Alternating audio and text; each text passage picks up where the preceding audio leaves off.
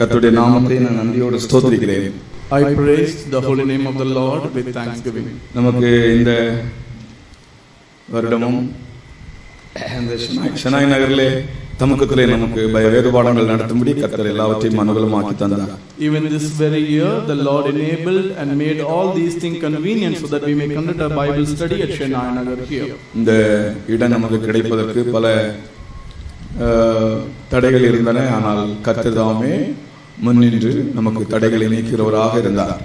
Even there were a lot of obstacles so that we might not get this place for the Bible study to be converted, but the Lord was marching forward and the Lord enabled all these things to happen. நம்முடைய ஜீவியத்திலே நாம் ஒரு ஆண்டவருக்கு மகிமைக்காக ஒரு ஊழியத்தை செய்ய விரும்பும்போது அதற்கு எதிர்ப்புகளும் உண்டு என்பதை நாம் அறிந்து கொள்ள வேண்டும். And we have to understand that when in our life we want to do something for the glory of God, of course there are obstacles against that.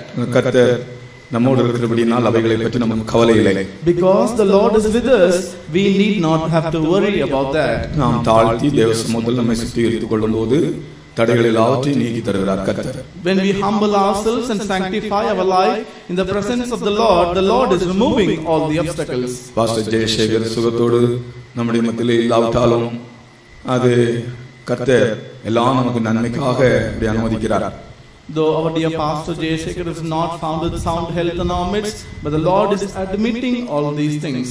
அதெல்லாம் நமக்கு ஒரு பெரிய விஷயம் அல்ல. And all those things are not great matters. கர்த்தருடைய காரியங்கள். And all these things belong to God. மறைவானவைகள் கர்த்தருடையவைகள்.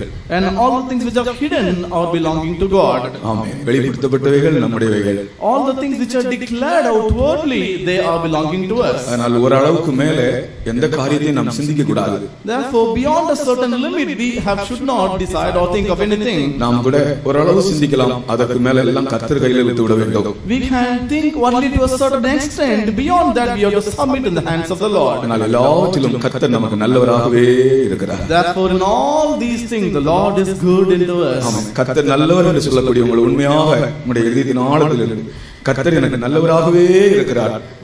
சங்கீதக்காரன் சொன்னானே, சுத்த இதயமுள்ள இஸ்ரவேலருக்கு தேவன் நல்லவராக இருக்கிறார். Therefore, psalmist said, "The Lord is good unto the upright, the pure in heart, the Israelite."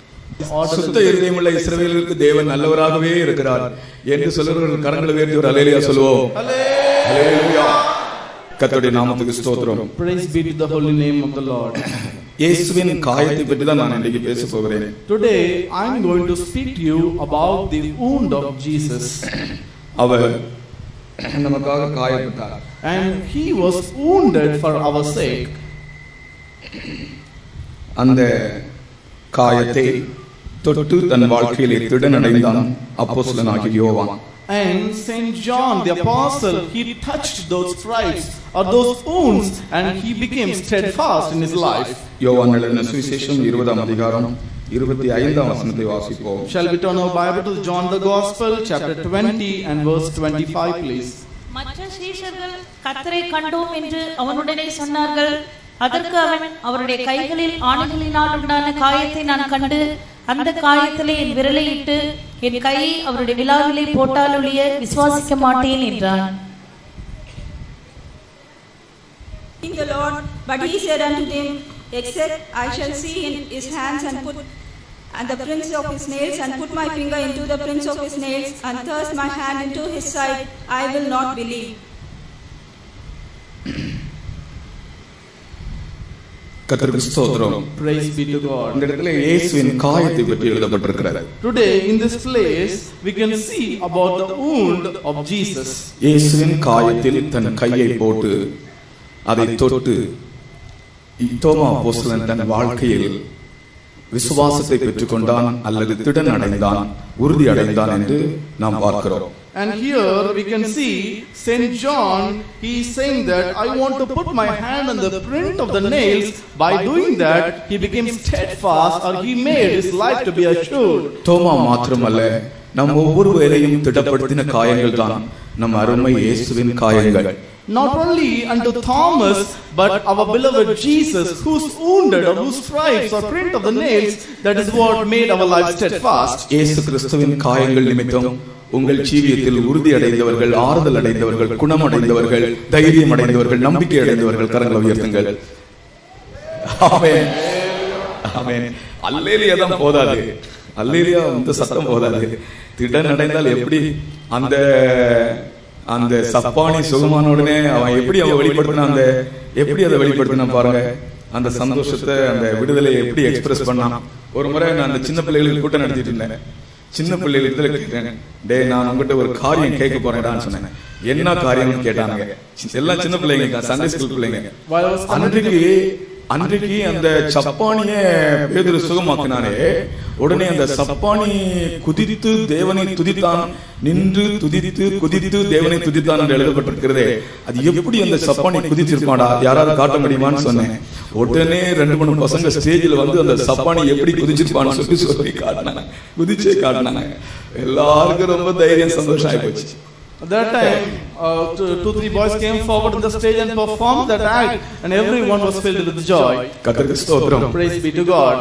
இயேசு கிறிஸ்துவின் காயங்களால் அதை தொட்டு தன் வாழ்க்கையிலே வந்த அவிசுவாசத்திலிருந்து விடுதலையாகி தான் திடனடைந்து பலனடைந்து அப்போஸ்தலனாக, ஒரு ஆசீர்வாதமான அப்போஸ்தலனாக மாறினானே தோமா அப்போஸ்தலன். அதுபோல இந்த அருமை இயேசுவினுடைய காயங்கள் நிமித்தம் ஆறுதல் அடைந்தவர்களும், குணமடைந்தவர்களும், சுகமடைந்தவர்களும், தைரியம் அடைந்தவர்களும், நம்பிக்கையை பெற்றுக் கொண்டவர்களும், விசுவாசத்தில் பலனடைந்தவர்களும் கரங்களை உயர்த்தி ஒரு அல்லேலூயா சொல்லுங்கள். அல்லேலூயா, அல்லேலூயா, அல்லேலூயா, அல்லேலூயா என்றென்று ஆனந்தமாய் ஆனந்தமாய் ஆர்ப்பரிப்போம் என்றென்று. ஓ நோய்களை கல்வாரி சிலுவையில் சுமந்தவர், அடியாரின் நோய்களை கல்வாரியில் தீர்த்ததால். அல்லேலூயா, அல்லேலூயா, அல்லேலூயா என்றென்று. ஆனந்தமாய் ஆனந்தமாய் ஆர்ப்பரிப்போம் என்றென்று. நோய்களை கல்வாரி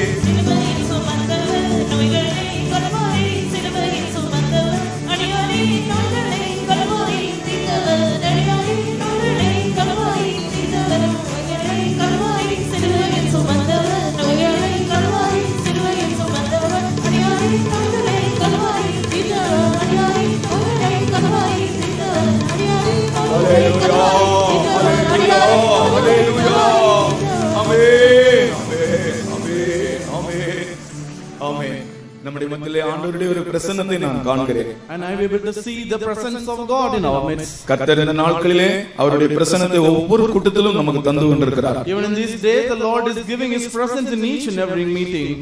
இந்த ரேடியோ பிராட்காஸ்டின் படி இந்த நாட்களிலே மழை பெய்யும் என்று தான் அறிவிக்கப்பட்டது. According to the radio broadcast, it was declared that these days it might rain.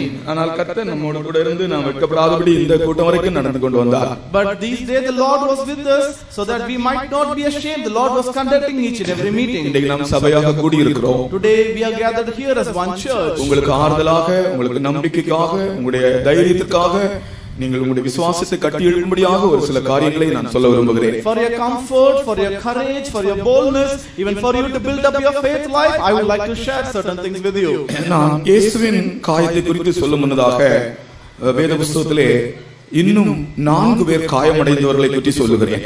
And before I speak about the wound of Jesus, I would like to share with you about 4 other men who were wounded in the book of the Bible. வேத புத்தகத்தில் अनेகர் காயமடைந்திருக்கிறார்கள். In the book of the scripture, many people are being wounded. அவர்களுடைய காயத்தின் நோக்கம் என்ன, அதனுடைய பலாபலன் என்ன என்று நாம் அங்கே காண முடிகிறது. What was the purpose of those wounds, or what were the consequences of those wounds? That is what we can find here. முதலாவது காயமடைந்தவன் ஆபேல். The first man who was wounded, he was Abel. இயேசு கிறிஸ்துவும் காயமடைந்து மரித்தார், ஆபேல் கூட காயமடைந்து மரித்து விட்டான். Even Jesus Christ was wounded and he was dead. Even likewise Abel was wounded, he was dead. ஆபேல் காயமடைந்ததன் காரணம் என்ன தெரியுமா? You know what is the reason why Abel was wounded? ஆபேல் காயமடைந்ததன் காரணம் அவனுடைய சகோதரனுடைய அக்கிரமம் தான். The reason why Abel was wounded because of the iniquity of his brother. அவனுடைய சகோதரனுடைய அக்கிரமம் தான் அவனை காயப்படுத்தியது. The wickedness of his brother wounded the life of Abel. ஆபேலுடைய ஜீவியத்தில் அக்கிரமம் இல்லை. There was no iniquity found in the life of Abel. அதுபோல இயேசுவின் ஜீவியத்திலும் அக்கிரமம் இல்லை, ஆனால் அவர் காயமடைந்து மரித்தார். Similarly, in the life of Jesus, there was no iniquity at all, but he died, the one being wounded. ஆபேல் அக்கிரமமற்ற ஒரு மனிதனாக இருந்தார். Abel was a man without any iniquity. தேவனால் அங்கீகரிக்கப்பட்ட ஒரு மனிதனாகவும் இருந்தார். Even he was a man being accepted by God. ஆனால் அவன் காயப்பட்டான். But even then, he was wounded. அந்த காயம் உண்டானது எதனாலே? Now the reason is why? What is the reason for this wound? அவனுடைய சகோதரனுக்குள்ளே இருந்த அக்கிரமம் அவனை காயப்படுத்தியது. The iniquity which was inside his brother wounded his life. அவனுக்குள்ளே இருந்த அக்கிரமம் அவனை காயப்படுத்தி இருக்கும் என்றால் அவனுடைய ஜீவியத்தில் விசேஷம் இல்லை. And if the wickedness that was present inside the life of Abel would have wounded him, there is no speciality in his life. நம் அக்கிரமத்தின் நிமித்தம் நாம் காயமடைந்தோம் என்றால் அதில் விசேஷம் இல்லை. And if we are going to be wounded because of our own wickedness, there is no speciality. அவனுடைய சகோதரனுடைய ஜீவியத்தில் உள்ள அக்கிரமத்தின் நிமித்தம் அவன் காயமடைய வேண்டியதாக இருந்தது. And it was so that he was going to be wounded because of the iniquity of his brother. கர்த்தருக்கு ஸ்தோத்திரம். Praise be to God. இந்த இடத்திலே ஆபேல் தன்னுடைய சகோதரனால் காயப்படுத்தப்பட்ட போது, In this particular place, when Abel was wounded by his brother, அவன் எதிர்க்கவில்லை. he did not oppose. அவன் தன்னுடைய சகோதரனை எதிர்த்து போராடவில்லை. He did not struggle against his brother. அருமையான தேவனுடைய ஜனங்களே, Oh dear people of God, ஆபேல் மரித்து போனார், காயினும் மரித்து போனான். ஆனால் அந்த காயினுக்குள் காணப்பட்ட ஆவி மரித்து போகவில்லை. Abel died, even Cain so died, but the spirit which was found inside Cain did not die. அந்த காயினுக்குள் இருந்த ஆவி இன்றைக்கும் கிரியை செய்து கொண்டே இருக்கிறது. The spirit which was inside Cain was even working till today. அந்த அக்கிரமம் தான், அந்த அக்கிரமத்தின் ஆவி, அந்த பகையின் ஆவி இன்றைக்கும் தேவ ஜனங்களுக்கு விரோதமாக போராடி கொண்டிருக்கிறது. Even the spirit of iniquity, the spirit of hatred is struggling against the people of God till today. ஆனால் நமக்கு நம்முடைய ஜீவியத்திலே நமக்கு மற்றவர்கள் மேல் ஒரு பகை உண்டாகக்கூடாது. In our life, we should not have any enmity or hatred against others. அல்லது நம்மால் மற்றவர்கள் காயப்படக்கூடாது. Otherwise, others should not be wounded because of us. நீங்கள் யோசித்து பாருங்கள், நீங்கள் காயினை போல யாரையாவது காயப்படுத்தி இருக்கிறீர்களா? Just consider for a moment, have you anywhere wounded anyone else as like of Cain? யாராவது தேவனுடைய பிள்ளைகள் உங்கள் மூலமாக காயமடைந்திருக்கிறார்களா? Was there any children of God wounded because of your sake? அப்படி என்றால் காயினுக்கு ஐயோ. If that be so, oh unto Cain. காயினுக்கு ஐயோ. Oh unto Cain. அவனுடைய வாழ்க்கை பரிதாபமாக மாறியது. And his life become to a wretched state. நம் மூலமாக யாரும் காயமடையக்கூடாது. And because of our sake, no one else should be wounded. மறுபக்கத்திலே ஆபேலை பற்றி சொல்லும்போது, On the other aspect, when we speak about Abel, தன் சகோதரன் தன்னை காயப்படுத்தும் போது அவன் தன் சகோதரனை எதிர்க்கவில்லை. when his brother wounded him, he did not oppose against his brother. அவன் இவனை கொல்ல வரும்போது இவன் ஒரு கல்லாவது எடுத்து அவன் ஒரு எரி எறிந்திருக்கலாம் இல்லையா? When he came to kill his life, at least you have taken a stone and thrown against him, is it not? அவன் இவனை கொல்ல வரும்போது இவன் ஒரு கல்லாவது எடுத்து அவன் ஒரு எரி எறிந்திருக்கலாம். When he came to kill his life, at least you would have taken a stone and thrown against him, is it not? ஆனால் இவன் எதிர்க்கவில்லை. But he did not oppose him. கர்த்தருக்கு ஸ்தோத்திரம். Praise be to God. அங்கே நாம் ஒரு சத்தியத்தை விளங்கிக் கொள்கிறோம். Here we are able to understand the truth. மற்றவர்கள் நம்மை பகைக்கும் போது, when others hate us, மற்றவர்கள் நம்மை காயப்படுத்தும் போது, when others wound us. இன்னைக்கு காலையிலே நான் அந்த வேதத்தை வாசிக்கும் போது ஒரு வசனம் என்னை தொட்டதை உங்களுக்கு நான் சொல்ல விரும்புகிறேன். This morning while I was reading the scripture, one word of God touched me. I would like to tell you that. நமக்குள்ளே ஒரு கர்ப்ப வேதனை உண்டாகுமா? And there will be a pain of travel inside us. இயேசு கிறிஸ்துவை பின்பற்றுகிறவர்களுக்கு நான் சொல்லுகிறேன், I would like to share these words with the people who belong or follow Jesus. கிறிஸ்தவன் என்று அழைக்கப்படுகிறவனுக்கு சொல்லுகிறேன், I will like to say this unto the one who is called as Christian. விசுவாசிகள் என்று அழைக்கப்படுகிறவர்களுக்கு சொல்லுகிறேன். I will to say this unto the people who are called believers. ஏசாயா தீர்க்கதரிசனத்தை வாசித்து பாருங்கள். Read the prophetical book of Isaiah. 66ஆம் அதிகாரம் 5, 6, 7 வசனங்கள் அப்படி வாசித்து வாங்க சொல்றேன். And kindly turn to the book of Isaiah chapter 66. Read verses 5, 6 and 7. Let me share with you. கர்த்தருடைய வசனத்துக்கு நடுங்குகிறவர்களே, அவருடைய வார்த்தையை கேளுங்கள். என் நாமத்தின் நிமித்தம் உங்களை பகைத்து உங்களை அப்புறப்படுத்துகிற உங்கள் சகோதரர் கர்த்தர் மகிமைப்படுவாராக என்கிறார்களே, அவர் உங்களுக்கு சந்தோஷம் உண்டாகும்படி காணப்படுவார், அவர்களோ வெட்கப்படுவார்கள். நகரத்திலிருந்து அமளியின் இறைச்சலும் தேவாலயத்திலிருந்து சத்தமும் கேட்கப்படும். அது தமது சத்துருக்களுக்கு சரிக்கு சரி கட்டுகிற கர்த்தருடைய சத்தம் தானே. பிரசவ வேதனைப்படும் முன் பெற்றால், கர்ப்ப வேதனை வரும் முன் ஆண் பிள்ளையை பெற்றால். பாருங்கள் எவ்வளவு அருமையான இந்த கால வேளையில் நான் வாசித்த போது என்னை அதிகமாக தொட்டது. Just consider the word of God. What a very good word of God.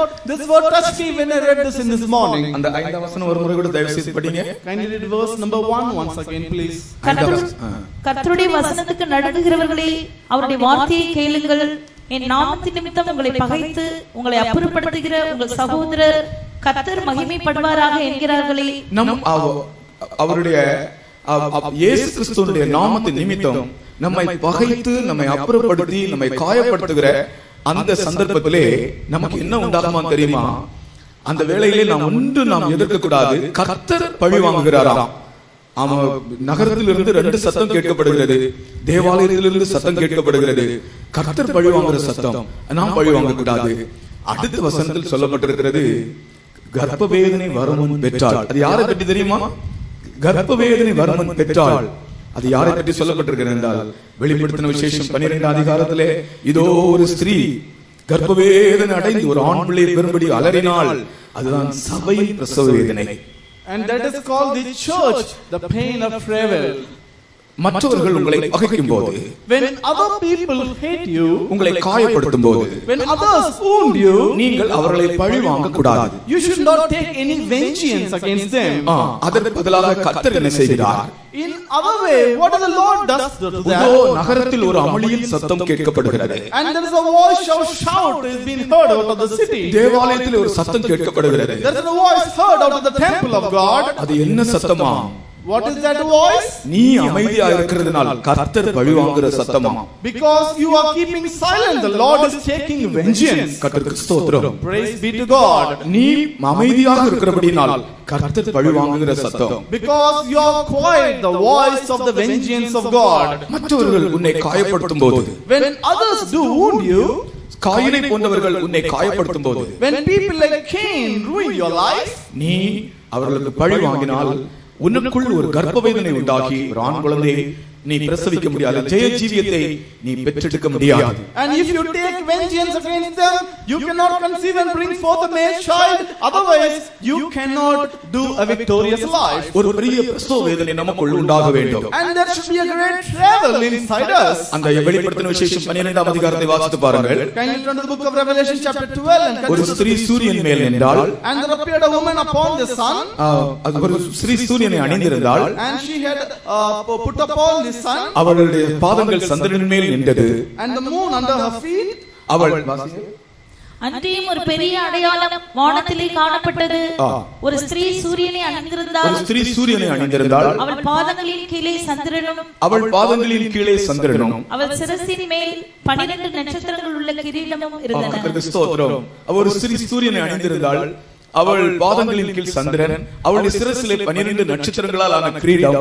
அப்புறம் அவள் என்ன செய்தாள் என்று எழுதப்பட்டிருக்கிறது, கீழே வாசிங்கள். அவள் கர்ப்பவதியாய் இருந்து பிரசவ வேதனை அடைந்து பிள்ளை பெறும்படி வருத்தப்பட்டாள். இது எழுத்துக்குரிய ஒரு காரியம் அல்ல. And this is not a literal thing. நம் ஒவ்வொருவருக்குள்ளும் காணப்பட வேண்டிய ஒரு பிரசவ வேதனை. And this is a travel which should be found in each and every one of us. ஜெய ஜீவியத்தை பிறப்பிக்கும்படி, in order to bring forth a overcoming life, உனக்குள்ளே காணப்பட வேண்டிய ஒரு வேதனையை தான் இது காண்பிக்கிறது. And this symbolizes a pain which should be found inside you. இந்த பிரசவ வேதனையை ஏசாயா தீர்க்கதரிசன புத்தகத்தில் தீர்க்கதரிசனமாக உரைக்கப்பட்டிருக்கிறது. And this same travel has been prophesied in the prophetical book of Isaiah.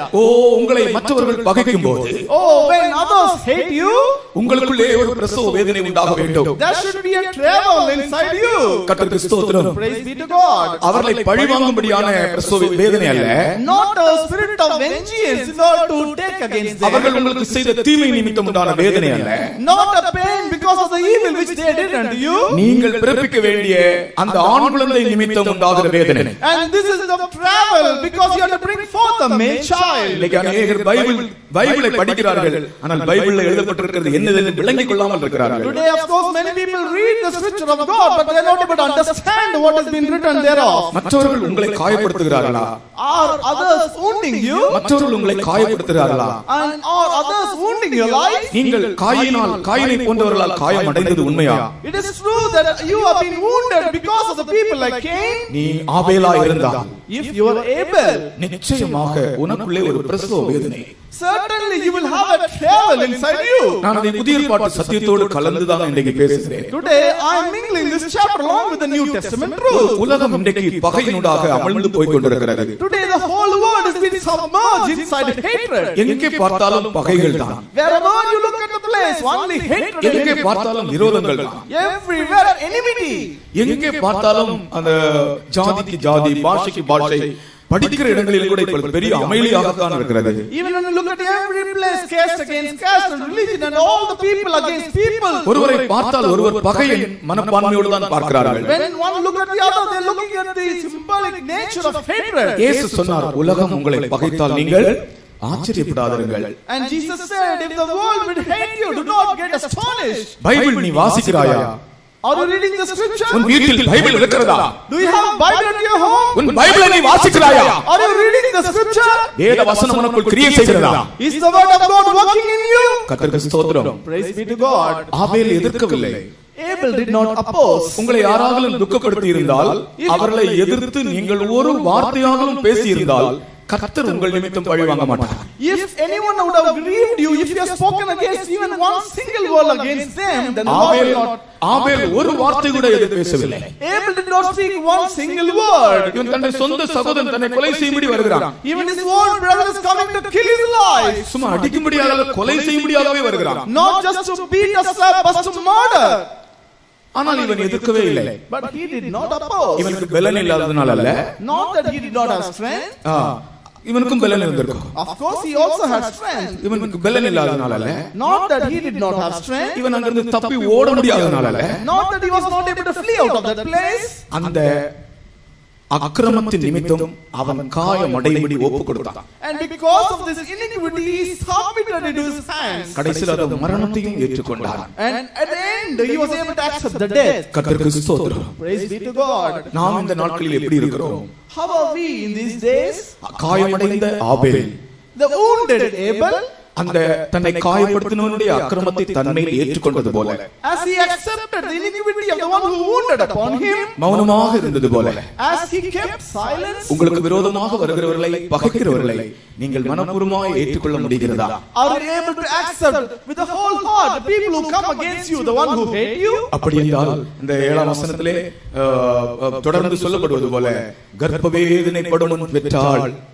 If that be so, as we read in the verse number 7, that he brought forth before she traveled. கர்ப்பவேதனைப்படும் முன் பெற்றாள். She brought forth before she traveled. அதனுடைய அர்த்தம் என்ன? What is the interpretation of that? கர்த்தராகிய நம்முடைய வாழ்க்கையிலே ஒரு நாம் ஒரு ஜெய ஜீவியத்தை நீங்கள் விரும்பினால், இந்த ஜெய ஜீவியத்தை நீங்கள் உங்களை அறியாமலேயே கர்த்தர் உங்களுக்கு தருவார். If you desire overcoming in life, in your life, then the Lord, without your knowledge, he will give unto you. நீங்கள் காயப்பட்டவர்களாய் மாறுங்கள். And you have to become as one being wounded. அந்த வேதனையை ஏற்றுக்கொள்ளுங்கள். Accept that pain.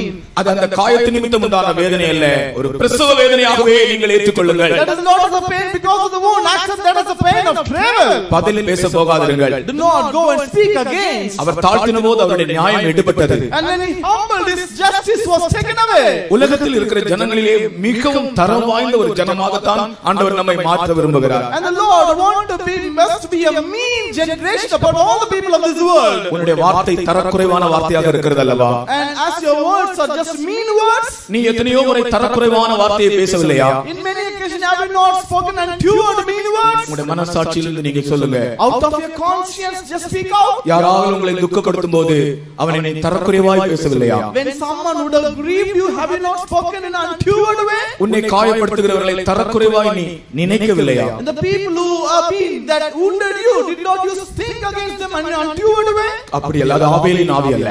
That is not the spirit of Abel. மற்றவர்களுடைய பகையை, மற்றவர்கள் நம்மை வேதனைப்படுத்துகிற வேதனையை நாம் ஏற்றுக்கொள்ளும் போது நமக்குள்ளே அது ஒரு பிரசவ வேதனையாய் மாறுகிறது. And when others grieve us, when others wound us, when we accept that, that becomes a trouble in our life. கர்த்தருக்கு ஸ்தோத்திரம். Praise be to God. இதுதான் ஆபேலின் காயம். This is called the wound of Abel. அடுத்து இன்னொரு மனுஷன் காயப்பட்டதை பற்றி வாசிக்கிறோம். Next we read about a man who was nextly wounded. அவன் தான் லாமேக்கு. And he is called Lamech. ஆதியாகமம் 4 அதிகாரம் 23 வசனத்திலே In the book of Genesis chapter 4 and verse 23. லாமேக்கு காயப்பட்டான். And Lamech, he was wounded. வாசிங்க. Kindly read that word please. லாமேக்கு தன் மனைவிகளை பார்த்து, ஆதாளே சில்லாளே, நான் சொல்வதை கேளுங்கள். லாமேக்கின் மனைவிகளே, என் சத்தத்துக்கு செவி கொடுங்கள். லாமேக்கின் மனைவிகளே, என் சத்தத்துக்கு செவி கொடுங்கள். எனக்கு காயம் உண்டாக ஒரு மனுஷனை கொன்றேன். எனக்கு காயம் உண்டாக ஒரு மனுஷனை கொன்றேன். இவனுக்கு காயம், மற்ற மனுஷனுக்கு மரணம். எனக்கு காயம் உண்டாக ஒரு மனுஷனை கொன்றேன். இவனுக்கு காயம், அந்த மனுஷனுக்கு மரணம். விளங்கலையா? I have slain a man to my wounding, which means எனக்கு காயம் உண்டாக ஒரு மனுஷனை கொன்றேன். I have slain a man to my wounding. அப்ப இவன் ஒரு மனுஷனை கொன்னுட்டான். Which means he has killed a man. இவனுக்கு காயம், மற்ற மனுஷனுக்கு மரணம். He is wounded, the other man is died. இந்த லாமேக்கு காயமடைந்தான். Lamech was wounded. இந்த காயத்து நிமித்தம் ஒரு மனுஷன் செத்து போனான். And because of this wound, the other man died. இந்த காயம் இதை காண்பிக்கிறது. What does this wound symbolize? Generational curses, அதாவது பரம்பரை சாபம். This speaks about the generational curses. இவனுடைய பூர்வ பிதாவாகிய அந்த காயினிடத்திலிருந்து வந்த பரம்பரை சாபம். And this is a generation curse which came from his forefather Cain. அக்கிரமத்தின் தொடர்ச்சியை காண்பிக்கிறது. This speaks about the proceeding force. சில குடும்பங்களிலே பாருங்கள், அவங்களுடைய தாத்தா, அவங்களுடைய தாத்தாவுடைய தாத்தா, அவங்களுடைய அக்கிரமம் அந்த குடும்பத்தில் தொடர்ந்து வந்து கொண்டே இருக்கும். அந்த சந்ததிகளும் அதே பாவத்தை செய்துட்டே இருப்பாங்க. Just look at certain family, their grandfather, forefather, ancestors, they will continue to do the same sin. எத்தனையோ குடும்பங்களில் பரம்பரை சாபங்கள். And so many families for generations together curse. இந்த லாமேக்கு கூட அவங்க ஒரு மனுஷனை கொல்லக்கூடிய அளவுக்கு அந்த பூர்வபிதாவினுடைய அந்த காயினுடைய ஆவி அப்படியே தொடர்ந்து பரம்பரையாக இவனை தாக்கி இருக்கிறது. Even for this particular Lamech, the spirit of Cain, his ancestors, been proceeding from generation to generation. ஒருவேளை நம்முடைய குடும்பத்திலே யாரோ ஒரு ஆள் ஒரு அக்கிரமம் செய்திருப்பார்கள். Perhaps in our family at least one single person who committed iniquity. அந்த அக்கிரமம் அப்படியே படிப்படியாக பிள்ளைகளுக்கு அப்படியே தொடர்ந்து வந்து கொண்டே இருக்கும். அது தொடர்ந்து வரக்கூடிய ஒரு ஆவி இருக்கிறது. And that spirit of iniquity which follows step by step from generation to their children, then to the next pair. அக்கிரமமும் சாபமும் தொடர்ந்து வரக்கூடிய ஒரு தன்மை உண்டு. And sin and iniquity has got a nature to follow or proceed. நம்ம குடும்பத்துல யாராவது உங்களுடைய அப்பாவோ, உங்களுடைய அப்பாவுடைய அப்பாவோ, அல்லது உங்களுடைய தாத்தாவுடைய தாத்தாவோ அப்படி யாராவது ஒரு ஆள் ஒரு பயங்கர அக்கிரமம் செய்து உண்டானால் அந்த அக்கிரமம் அப்படியே உங்களுடைய குடும்பத்திலே தொடர்ந்து வரக்கூடிய ஒரு தன்மை இருக்கிறது. In your family, your ancestor, your forefather, your grandfather, father, someone who did some mistake or iniquity or sin, that will follow. That is the nature of that. அதற்கு முன்னே அங்கே நீங்கள் இயேசுவை கொண்டு வந்து விட்டால் அந்த பரம்பரை சாபத்துக்கு ஒரு முடிவு உண்டு. And before that, in front of that, if you bring Jesus, that has got a nature to change that. மற்றவர்களுடைய அக்கிரமம் நம்முடைய ஜீவியத்திலே தொடர்ந்து வரக்கூடாது. And others' iniquity should not follow or pursue in our life.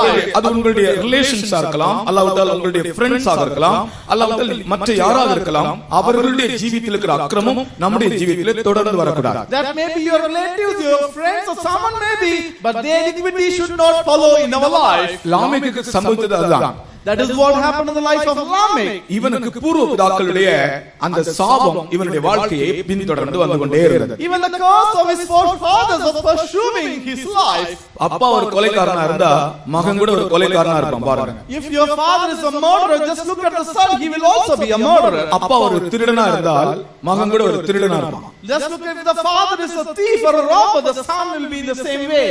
அப்பா ஒரு பொருளாசைக்காரனா இருந்தால், ஒரு பொய் பேசுறவனா இருந்தால், அதே ஆவி மகனுக்குள்ள அப்படி வரும். If the father is a man of covetousness or a liar, the same spirit will be found in the life of a son. ஆகையால் தான் பிதாக்களுக்கு நான் சொல்லுகிறேன், உனக்குள்ள இருக்கிற சுபாவம் உன் மகனுக்குள்ள வரும், உன் மகளுக்குள்ள வரும். That is the reason, this is what I say unto the fathers, the nature which is inside will come to your son, your daughter. அப்பா அம்மா லவ் மேரேஜ் பண்ணியிருந்தால் அவங்க பிள்ளைகளும் லவ் மேரேஜ் பண்ணும். நீங்க பாருங்க, அப்பா அம்மா மனஸ்தாபப்பட்டால் ஒழிய அப்பா அம்மா கர்த்தாவே நாங்க செய்தோம், பின்னாட்களே சத்தியத்தை அறிந்த பிற்பாடு நாங்கள் இப்படி செய்திருக்க கூடாது கர்த்தாவே, இது சரியான ஒரு மேரேஜ் அல்ல, எங்களுக்கு மன்னியும் என்று அப்படி தாழ்த்தி ஆண்டவர் சமூகத்தில் வந்திருந்தால் ஒழிய அதை பிள்ளைகளை பின்தொடராது.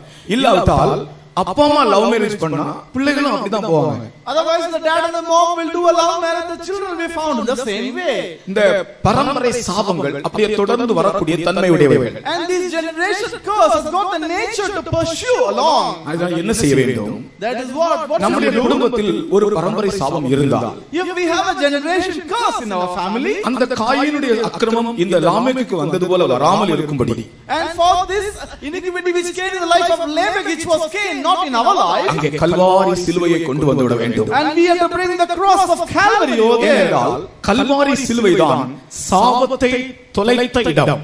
Because cross, the Calvary is the place where we put all the curse to an end. Kalvari சிலுவையில் தான் சாபங்கள் நிறுத்தப்பட்டன. It is the place where it was stopped, all curse. அவர் நமக்காக சாபமானார். He was made a curse for our sake. இயேசு கிறிஸ்து நமக்காக சாபமானார். Jesus Christ was made a curse for our sake. அவர் அந்த சாபத்தை எல்லாம் ஏற்றுக்கொண்டார். He accepted all our curse. ஆகையால் தான் பாருங்க, இயேசு கிறிஸ்துவினுடைய மரணம் ஒரு சபிக்கப்பட்ட மரணம். That is the reason, just look at the death of Jesus. It was a cursed death. சிலுவை மரணத்தை பற்றி Concerning the death of the cross, ஒரு வார்த்தை இப்படி இருக்கிறது. one word of God is like this. சிலுவை மரணம் என்பது மிகவும் சபிக்கப்பட்ட ஒரு மரணம். And the cross of the death of cross is a cursed death. ரோமர்லே ஒரு ராஜா இப்படி சொன்னான். In Roman, there was a king who said like this. ரோம பிரஜைகளுடைய சரீரத்திலிருந்து மட்டுமல்ல, ரோம பிரஜைகளுடைய மனதிலிருந்து கூட இந்த சிலுவை மரணம் அகற்றப்பட வேண்டும். அது அவ்வளவு சபிக்கப்பட்ட மரணம் என்று சொன்னான். Not only from the physical body, but even from the mind of the citizens of Romans, this death of the cross should be removed, because that is such a cursed death. சிலுவையிலே ஆண்டவர் நம்முடைய சாபத்தை எல்லாம் ஏற்றுக்கொண்டார். Even in the cross, the Lord accepted all our curse. ஒரு மனுஷன் சிலுவை அண்டையிலே வந்துவிட்டால், if a man come nigh unto the cross, ஒரு மனுஷன் சிலுவையில் அறையப்பட ஒப்புக்கொடுத்தால், if a man will accept him to be submitted to be nailed to the cross, அந்த தாத்தாவுடைய அப்பாவுடைய அந்த மாதிரி வரதான சாபங்களுக்கு ஒரு முடிவு வந்து விடுகிறது. and then there's an end to the curse which came from the ancestors, from the forefathers. கர்த்தருக்கு ஸ்தோத்திரம். Praise be to உங்க God. யாரையாவது வீடுகளில் பரம்பரை சாபங்கள் தாக்குகிறதா? And is there any of your house been affected by the curse of generation? உன்னுடைய அப்பா செய்த பாவம் உனக்குள்ள வரும். And the sin which your father committed will come inside you. நீ சிலுவையில் அறையப்படாவிட்டால், if you are not been nailed on the cross, நீ சிலுவை அண்டை அடிமையாக உன்னை நீ விழாவிட்டால், if you are not submitting yourself as a slave to the cross, உன்னுடைய தகப்பனுடைய பாவமே உன்னை பின்பற்றி வரும். even the same sin of your father will pursue you. உன்னுடைய தாய் செய்த பாவமே உன்னை பின்பற்றி வரும். even the sin of your mother will follow your life. தாயை போல பிள்ளை, as like of the mother the son daughter, நூலை போல சேலை. அது ஒரு பழமொழியே இருக்கு. even the proverb says the saree is like the thread. தாயை போல பிள்ளை, and this daughter will be like the mother. நான் விசுவாசிகளுக்கு சொல்லுகிற ஒரு வார்த்தை, this word I say unto the believers, அல்லது இங்க இருக்கிற யாரா இருந்தாலும் உங்களுக்கு நான் சொல்லுகிற ஒரு தேவ வசனம் ஆலோசனை, whoever you may be, the counsel of God which I declare to you today, உனக்குள்ள இருக்கிறதான அதே அக்கிரமம் உன்னுடைய பிள்ளைக்குள் வரும். the same iniquity which is inside you will come inside your children. ஆகையால் தான் பெற்றோர் ஒரு தவறு செய்யும்போது தேவ சமூகத்தில் அதிகமாய் மனஸ்தாபப்பட வேண்டும். that is the reason when the parents commit a mistake, they have to repent in the presence of God. அப்படி நம்முடைய தகப்பன் செய்த தப்பு நமக்குள்ளே வராதபடிக்கு சிலுவையை நாம் பற்றிக்கொள்ள வேண்டும். in that way, so that the sin which our father committed should not come inside us, we have to catch hold of இயேசு the cross. கிறிஸ்துவின் சிலுவை ஜெனரேஷனல் கர்சஸில் இருந்து, பரம்பரை சாபத்தில் இருந்து நம்மை விடுவிக்கிறது. The cross of Jesus delivers us from all the generational curse. ஒரு குடும்பத்துல ஒரு பயங்கர வியாதி, in a particular family there was so sickness, அது அவங்க தாய் தகப்பனுக்கு அந்த வியாதி இருந்தது, அந்த வியாதி அவங்க தாத்தா பாட்டிக்கும் இருந்தது. அப்படியே ஒரு பரம்பரை வியாதி. Even their father and mother had the same sickness, their grandma, grandfather and the ancestors had the same kind of sickness. இது எனக்கு காரணம் என்ன என்றே தெரியவில்லை. And we did not know what is the reason. அவங்க சொல்றாங்க எங்க அப்பா அம்மாவுக்கு இது இருந்தது. And they said even my father and mom had the same. அவங்களை விசாரித்தால் அவங்க அப்பா அம்மாவுக்கு இருந்திருக்கு. And when they were inquired, even their father and mom had the same. இப்படி சில வேளை சில வியாதிகள் உங்களுடைய குடும்பத்தை தொடர்ந்து வரலாம். Likewise some kind of sickness will follow in your generation. அப்படிதான் இந்த லாமேக்கை அது தாக்கினது. Likewise in a similar way Lamech was been affected. ஆனால் லாமேக்கினுடைய சுபாவத்தில் வித்தியாசம் இல்லாதபடியால் அவன் தெய்வ பயம் இல்லாதபடியால் அவன் ஒருவனை கொன்றான். Because there was no change in the nature of Lamech, he killed a man. அவனுக்கு காயம் ஏற்பட்டது. And he was wounded. உனக்கு காயம் ஏற்படுகிறது, இன்னொரு ஆளை நீ கொலை செய்கிறாய். And you are being wounded, you are murdering one. இதுதான் லாமேக்குக்கு சம்பவித்த காரியம். This is what happened in the life of Lamech. Kalvari சிலுவையை பிடித்துக் கொள்ளுங்கள். Catch hold of the cross of Calvary. கல்வாரியை இன்னைக்கு விசுவாசிங்களே, உங்களுடைய சில குடும்பங்களிலே சில சாபங்கள் கிரியை செய்து கொண்டிருக்கிறது. And in some families some curse are working. Believe cross. ஒரு சில நிமிஷங்கள் தருகிறேன் தியானத்துக்காக. I would like to give few minutes for you to meditate. சில குடும்பங்களிலே உங்களுடைய பரம்பரை சாபங்கள் வந்து கொண்டிருக்கிறது. In some families generational curse is following. கர்த்தராகிய இயேசு கிறிஸ்து சிலுவையில் அறையப்பட்டவராக பிரத்யட்சமாய் உங்களுக்கு முன்பாக நிறுத்தப்படுகிறார். Lord Jesus Christ, the one being nailed on the cross, standing in front of you right away. கல்வாரியின் கருணை இதே. அந்த பாட்டை நாங்கள் பாட போகிறோம். Now we are going to sing about the compassion of cross. நீங்கள் விசுவாசித்தால் அந்த சிலுவை அண்டையிலே நீங்கள் வந்துவிட்டால் நிச்சயமாக உங்களை பின்தொடர்ந்து வருகிற சாபத்திலிருந்து உங்களுக்கு ஒரு விடுதலை, அக்கிரமத்திலிருந்து ஒரு விடுதலை கிடைக்கும். If you believe and come nigh to the cross of Calvary, you will be delivered from all sin and curse from generations. கல்வாரியின் கருணை இதே, காயங்களில் காணுதே, கர்த்தர் இயேசு பாடுனக்காய் கஷ்டங்கள் சகித்தாரே,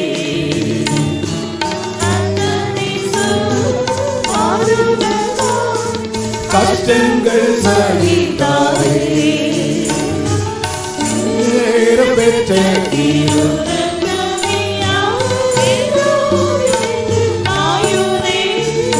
விசுவாசத்தோட பாருங்க. அவர் விழாவினின்று பாடுவே, விலையேற பெற்றோராய் உன்னை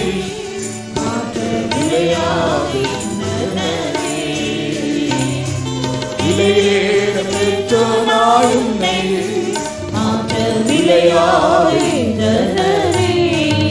நீ எல்லாரும் பாடணும் எங்களோட. என்னோட உங்களுக்கு டியூன் இருந்தாலும் சரி இல்லாவிட்டாலும் சரி என்னோட சேர்ந்து பாடுங்க. சில பரம்பரை சாபங்கள், அக்கிரமங்கள் இந்த காயினுக்குள்ள இருந்துட்டு இந்த லாமைக்குள்ள வந்தது போல அப்படியே உங்க குடும்பத்தை பின்பற்றி கொண்டிருக்கிறது. நீங்க கல்வாரி அண்டை வாருங்கள், கல்வாரியை பற்றி பாடுங்கள், சிலுவையில் அறையப்பட ஒப்புக் கொடுங்கள். ஒருவன் சிலுவை அண்டை வரும்போது ரட்சிக்கப்படுகிறான். சிலுவையில் அவன் அந்த சிலுவையில் தன்னை அறையப்பட ஒப்புக் கொடுக்கும் போது கிறிஸ்துவின் பாடுகளுக்கு பங்காளியாய் மாறுகிறான். கர்த்தருக்கு ஸ்தோத்திரம். சிலுவை அண்டை வாருங்கள், சிலுவையில் அறையப்பட ஒப்புக் கொடுங்கள். அப்பொழுது பரம்பரை சாபங்கள் நீங்கும். வராது. சிலுவை எங்க இருக்கிறது அங்க வராது. நீ சொல்லு, நான் சிலுவையில் அறையப்பட்டிருக்கிறேன் என்று சொல்லு. அப்பொழுது இந்த பரம்பரை சாபங்கள் உன் குடும்பத்தில் வராது. என்னோடு சேர்ந்து எங்களோடு சேர்ந்து பாடுங்கள். நீங்கள் பாடும்போதே அந்த சாபத்தின் ஒரு விடுதலை உங்களுடைய குடும்பத்தில் உண்டாகும். கல்வாரியில் கருணையிலே காயங்களில் காணுதே, கர்த்தர் இயேசு பாடுனக்காய் கஷ்டங்கள் சகித்தாரே, கர்த்தர் இயேசு பாடுனக்காய் கஷ்டங்கள் சகித்தாரே,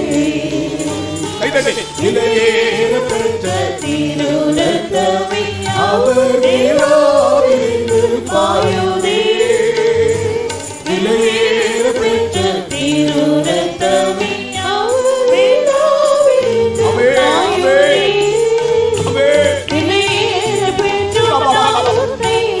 சாபங்கள் மாறட்டும். விலையாய் இருந்ததே உடைய வீட்டிலே சிலுவையை கொண்டு வாருங்கள்.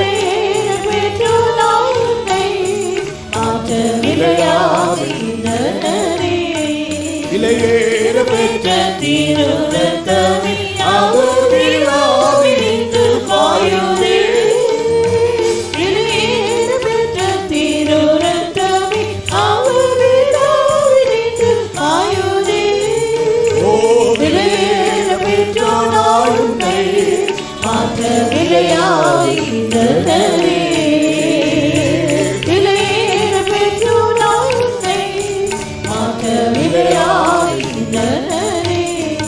உங்களுடைய குடும்பங்கள் இருக்கிற சாபங்களில் இருந்து ஒரு விடுதலை, a deliverance from all the curse that is in your family. கர்த்தருக்கு ஸ்தோத்திரம். Praise be to God.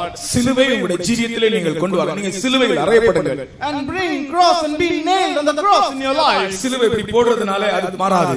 Just by hanging cross across your neck, that cannot change. இப்படி நீங்க கையினால இப்படி போடுறதுனால அது ஆகாது. Just saying cross by your hand, that cannot change. ஏமாந்து போகாதீர்கள். Do not be deceived. உங்களுடைய கையினால இப்படி நீங்கள் போடுறதுனால அந்த சாபம் மாறாது என்று சொல்லுகிறேன். I say that just crossing across the head by the hand, that cannot change. அந்த சிலுவையில் நீங்கள் அறையப்பட ஒப்புக் கொடுத்தால் ஒழிய பரம்பரை சாபங்கள் மாறாது. If at all you submit to be nailed on the cross, the generation curse cannot change. உலகம் எனக்கு சிலுவையில் அறையுண்டிருக்கிறது. Yes, the world is nailed on the cross before me.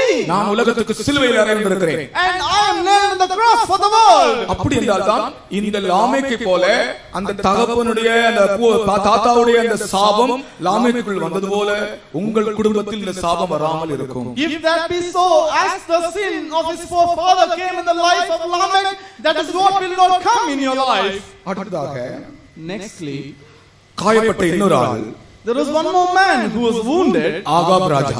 He was King Ahab. அவன் சொல்லுகிறான், தன்னுடைய சாரதியை பார்த்து என்னை ராணுவத்துக்கு அப்பால் கொண்டு போ, எனக்கு காயப்பட்டது என்று சொல்லுகிறான். Looking at him, he is saying that just take me outside the army, for I am wounded.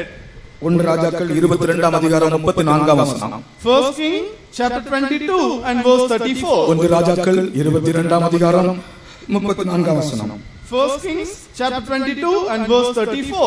ஒருவன் நினையாமல் வில்லை நாணேற்றி எய்தான், அது இஸ்ரவேலின் ராஜாவுடைய கவசத்தின் சந்துகளுக்குள் பட்டது. அப்பொழுது அவன் தன் சாரதியை பார்த்து, நீ திருப்பி என்னை ராணுவத்துக்கு அப்பால் கொண்டு போ, எனக்கு காயப்பட்டது என்றான். ஆகாப் ராஜா சொல்லுகிறான், என்னை நீ ராணுவத்துக்கு அப்பால் கொண்டு போ, எனக்கு காயப்பட்டது. And King Ahab says here, take me out of the host, for I am wounded. எனக்கு காயப்பட்டது. For I am wounded.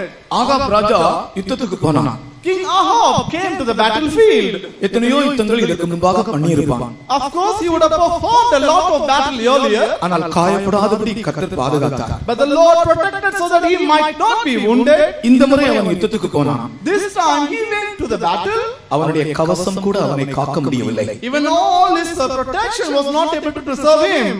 கர்த்தர் நம்மை கைவிடும் போது, when the Lord will forsake us, நம்முடைய கவசங்கள் கூட நம்மை காக்க முடியாது. அருமையானவர்களே, oh dear child of God, even our shield cannot protect our life. நான் திரும்பவும் சொல்லுகிறேன், again I say unto you, கர்த்தர் நம்மை கைவிடும் போது, when the Lord will forsake us, நம்முடைய கவசங்கள் கூட நம்மை காக்க முடியாது. even our shield cannot protect our life. அவன் யுத்தத்துக்கு போகும்போது, when he went to the battle, நல்ல கவசம் அணிந்துதான் போனான். and he protected with good shield. ஒருவன் தெரியாமல் அம்பை நாணேற்றி விட்டான். A certain man drew a bow at the venture. அந்த அம்பு அவனுடைய கவசங்களுக்கு இடையே சந்துக்குள்ள வந்து பட்டிருக்கிறது. And the sword of the king went between the joints of the harness. கர்த்தருக்கு ஸ்தோத்திரம். Praise be to God. கர்த்தர் நம்மை பாதுகாத்தால், if the Lord will preserve us, கவசம் இல்லாமல் இருந்தா கூட அம்பு நம்ம மேல படாது.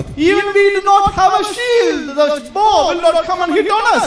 தாவீதை பாருங்கள், அவன் கவசம் அணியவில்லை, ஒன்றுமே இல்லை. ஆனால் அவனுக்கு நேரா எரியப்பட்ட ஈட்டி அவன் மேல் படவே இல்லை. just look at the David, even did not put any shield, but that spear did not come and hit at all. ஆனால் கர்த்தர் உன்னோடு இல்லாவிட்டால், but if the Lord is not with you, கர்த்தர் உன்னை கைவிடுவார் என்றால், if the Lord will forsake you, நீ கவசம் அணிந்து நீ கவனமாக இருந்தா கூட எங்கேயோ போற அம்பு கூட வந்து சந்துக்கிடையிலே பட்டு உனக்கு காயம் ஏற்படும். even you are putting on all the shield with all carefulness, but the arrow will come and shoot between.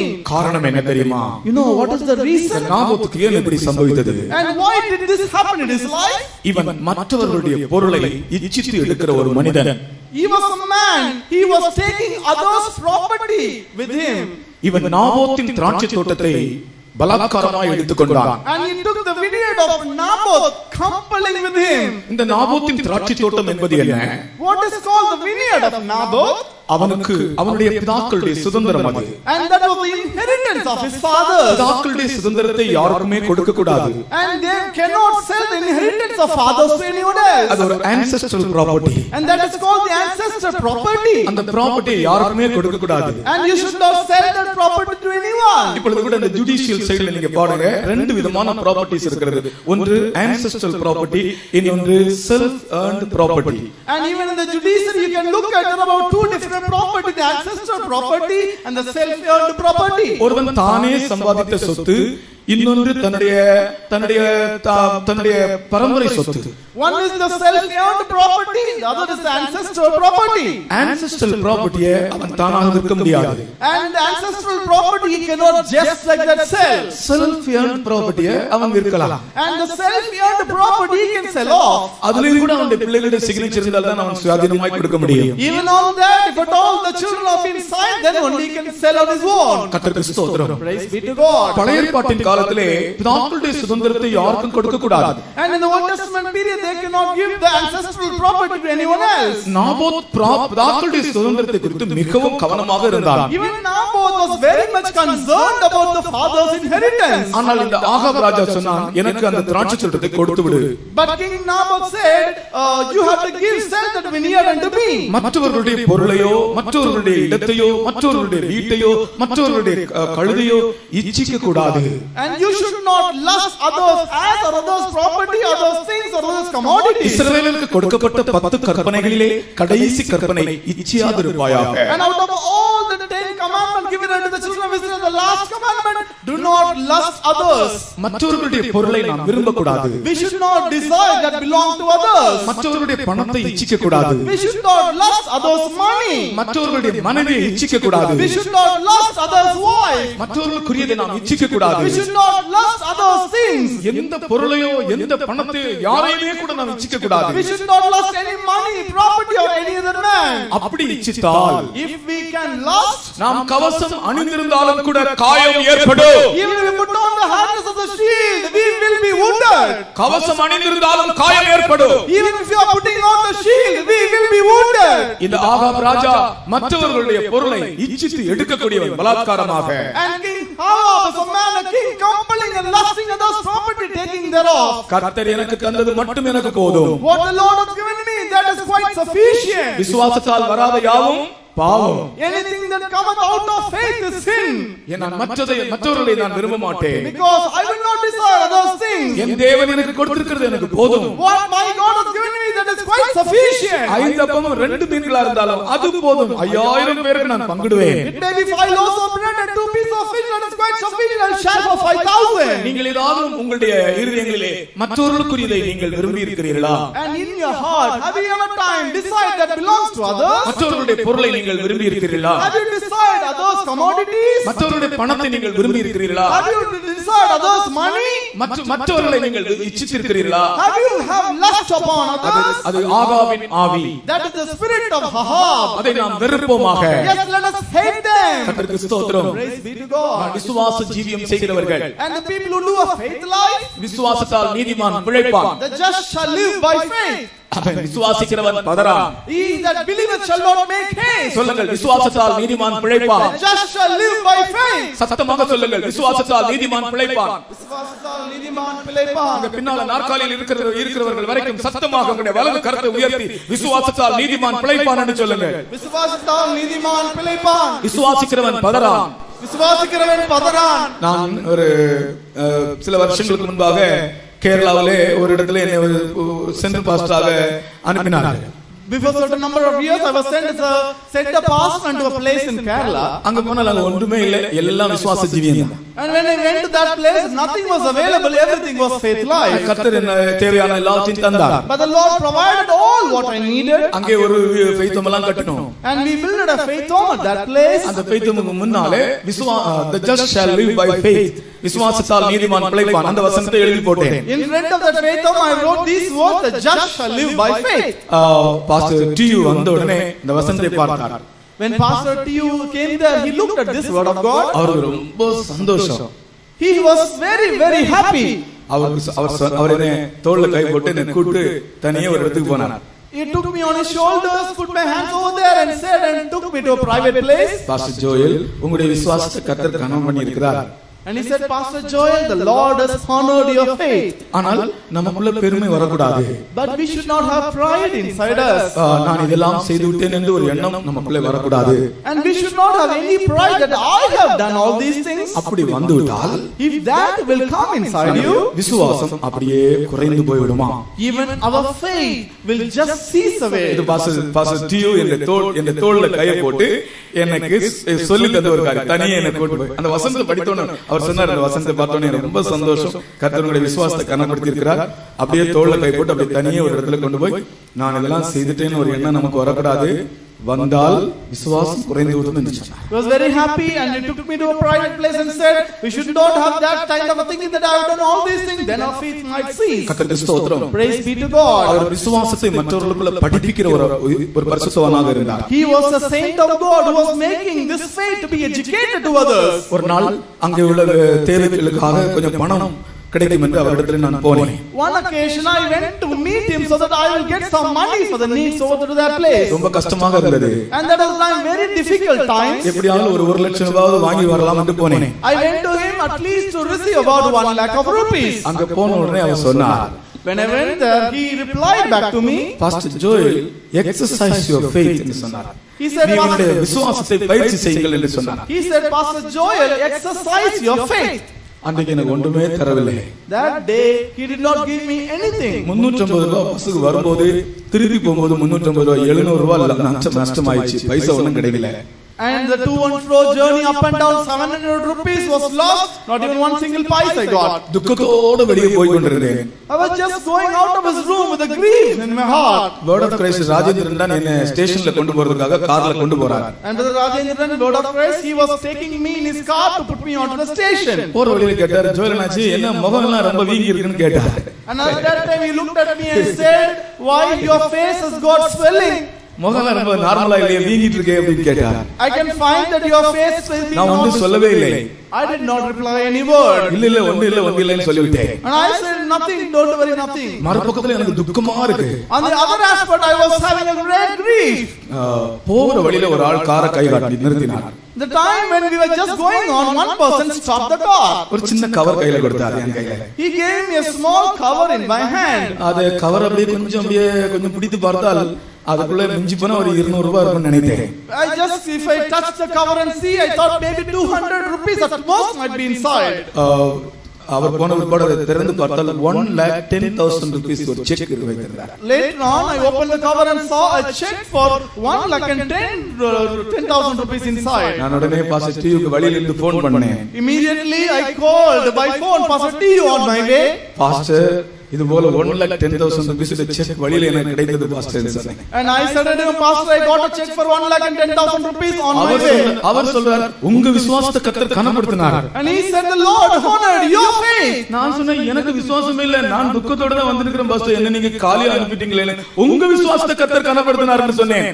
And I said to him that I am coming with a grief heart, that I am coming empty, but I said that the Lord has honored your faith. நாம் விசுவாசத்தால் ஜீவிக்கக்கூடியவர்கள். We are the people that we live by faith. O ஆகாவே, Oh Rahab, நீ ராஜாவாக இருந்தாலும் if you are a king, யாருடைய திராட்சை தோட்டம் கிடைக்கும் என்று எதிர்பார்க்கிறாய்? and whose vineyard you want, யாருடைய பொருள் கிடைக்கும் என்று நீ எதிர்பார்க்கிறாய்? whose commodities that you are deciding. இந்த பிச்சைக்காரர்கள் குப்பை தொட்டியை பொறுக்கிறது போல, As like the beggars come toward the dustbin, எங்கே பேப்பர் கிடைக்கும் என்று நீ குப்பை தொட்டியை பொறுக்கிறாய்? which paper are you just going to drop out? ஆகாவின் ஆவி. This is the spirit of Ahab. நாம் குப்பை தொட்டி பொறுக்கிறவர்கள் அல்ல. We are not the beggars just from the dustbin. நாம் மற்றவர்களுடைய பொருளை இச்சிக்கிறவர்கள் அல்ல. We are not the people lusting others' property. விசுவாசத்தால் பிழைக்கிறவர்கள். And we live by faith. நமக்கு திராட்சை தோட்டம் வேண்டும் என்றால் கர்த்தர் தருவார். If we want vineyard, the Lord will give it to us. கர்த்தர் தரவில்லையா? Did not the Lord give it to you? மலையாளத்தில் ஒரு பாட்டு, கெட்டாத வீடதும்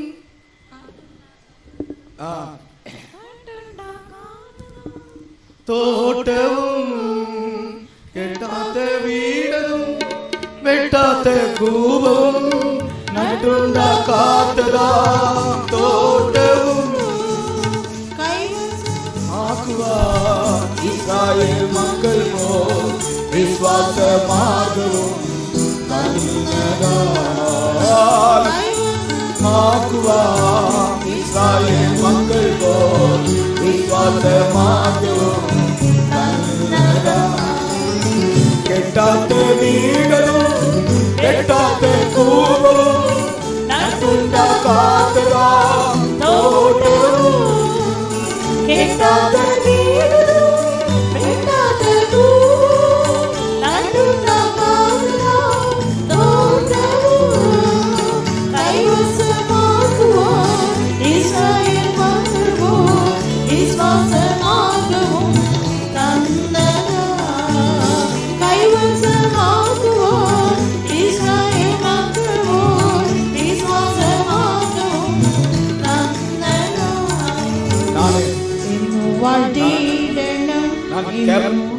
நான் கேரளாவில் இதை பாடியிருந்தேன்னா இதுக்கு முன்னால எல்லாரும் அப்படியே ஜம்ப் பண்ணிருப்பாங்க. If I had sung the same thing in Kerala, all the believers would have jumped in front of me. ஒருவேளை உங்களுக்கு பாட்டு தெரியாதனால நீங்க மௌனமா இருக்கலாம். கெட்டாத வீடு கட்டாத வீடுகளை கொடுத்தார், வெட்டாத கூபம் அது ஒரு தோண்டாத கிணறுகளை கத்தர் அவர்கள் தோண்டாத கிணறுகளை கத்தர் அவர்களுக்கு கொடுத்தார். நட்டுண்டாக்காத தோட்டம் அவர்கள் நடாத திராட்சை தோட்டங்களை கத்தர் அவர்களுக்கு கொடுத்தார். அவர்கள் அப்படியே அப்படியே அப்படியே அப்படியே பொசஸ் பண்ணிட்டாங்க. அவங்களுடைய திராட்சை தோட்டங்களை, அவங்களுடைய கிணறுகளை, அவங்களுடைய வீடுகளை அப்படியே போய் பொசஸ் பண்ணிட்டாங்க. கத்தர் அவர்களுக்கு கொடுத்தாராம். எல்லாரும் கத்தர் நமக்கு தரமாட்டாரா? நாம் ஏன் மற்றவர்களுடைய திராட்சை தோட்டத்தை இச்சிக்க வேண்டும்? கத்தர் நமக்கு தரமாட்டாரா? கர்த்தர் நமக்கு தருவார். எல்லாரும் கை தட்டி பாடுவோம்.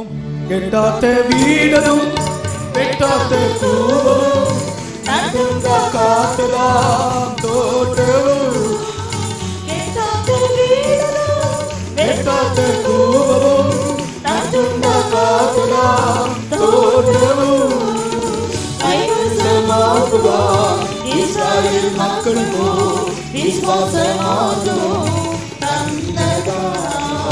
கைவசமாக்குவார் இஸ்ராயேல் மக்கள் போல் விசுவாசமாகவும் என்னும் வாழ்த்திடணும் என்னும் வாழ்த்திடணும் என்னும் வாழ்த்திடணும் நம்ம வீடெடுத்த பொன்னேசுவினே நம்மை வீடெடுத்த பொன்னேசுவினே. எனக்கு ரொம்ப இஷ்டமான பாட்டு. நான் கேரளாவில் கன்வென்ஷனுக்கு போனா அந்த பாட்டை பாடாமல் இருக்கவே மாட்டேன். எல்லா பழைய விசுவாசிகளுக்கும் ஒரு சரியான அபிஷேகம் உண்டாயிடும். ஏன்னா விசுவாச ஜீவியம் செய்யறவங்களுக்கு மௌனமா இருக்கவே முடியாது. நம்முடைய அவசியங்களை ஆண்டவர் அறிகிறார். அருமையான பிள்ளைகளே, நாம் நாபோத்தை போல அல்ல, நாம் ஆகாமை போல அல்ல. நாம் நாபோத்தினுடைய திராட்சை தோட்டத்தை அவன் எடுக்க பிரயாசப்பட்டது போல மற்றவர்களுடைய பொருள் நமக்கு எதுக்கு? மற்றவர்களுடைய பணம் நமக்கு எதுக்கு? நம்மை சிருஷ்டித்தவர் நமக்கு தரமாட்டாரா? நிச்சயமாக நம்மை போஷிப்பார், நிச்சயமாக நமக்கு தருவார். உனக்கு அவசியமானதையும் தருவார், நீ வேண்டிக் கொள்வதற்கு நினைத்ததற்கு மேலாக உனக்கு தருவார். அந்த விசுவாசத்தோடு நாம் பாடுவோம். கெட்ட வீடும்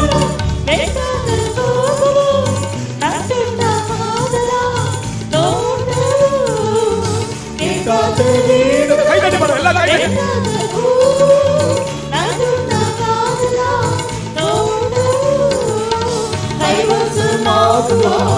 இஸ்ராயேல் மக்கள் போல் விசுவாசமாகவும் கைவசமாக்குவார் இஸ்ராயேல் மக்கள் போல் விசுவாசமாகவும்